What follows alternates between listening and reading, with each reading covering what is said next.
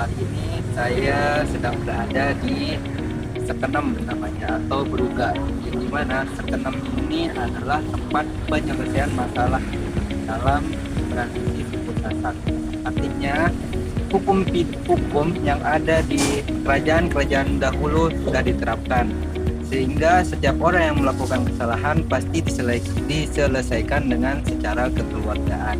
Nah, di sini juga kita bisa lihat hukum pidana itu sudah ada sejak ratusan tahun yang dahulu, seperti kerajaan-kerajaan terdahulu, misalkan di Sasak memakai hukum Sasak atau hukum adat yang berada di masing-masing desa. Misalkan untuk menyelesaikan masalah maka diselesaikan di tempat ini, yaitu Sekenem. Dan ada namanya kitab Selimput Cahaya yang dimana dikarang oleh Ratu Sinuhun untuk membuat hukum atau melindungi perempuan pada saat itu. Ini kita bisa menarik kesimpulan bahwa hukum sudah ada sejak ratusan dahulu atau di zaman kerajaan-kerajaan dahulu, tapi belum banyak yang dikitabkan sehingga mereka memakai hukum adat sebagai hukuman. Nah, kita lanjut ke zaman Belanda.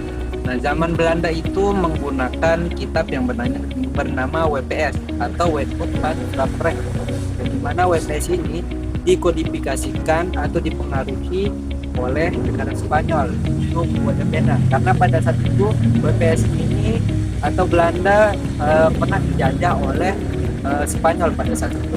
Jika ada maklumat dari Ratu Belanda pada saat itu sekitar tahun 1915 bahwa negara jajahan harus mengikuti hukum yang ada di negara pusat yaitu Belanda, maka resmi pada tanggal 1 Januari 1918 WPS ini diterapkan di negara Indonesia atau negara Hindia Belanda namanya.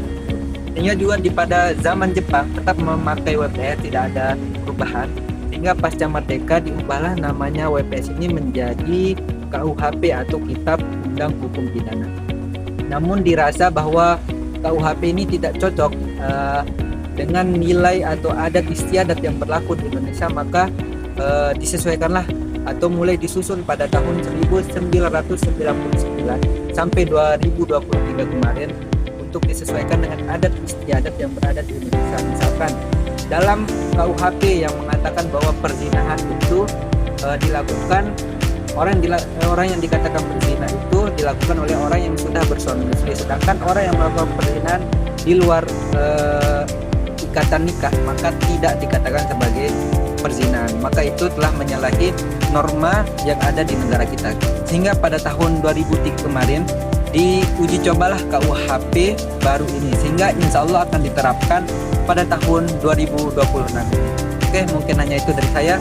Sampai jumpa di vlog selanjutnya.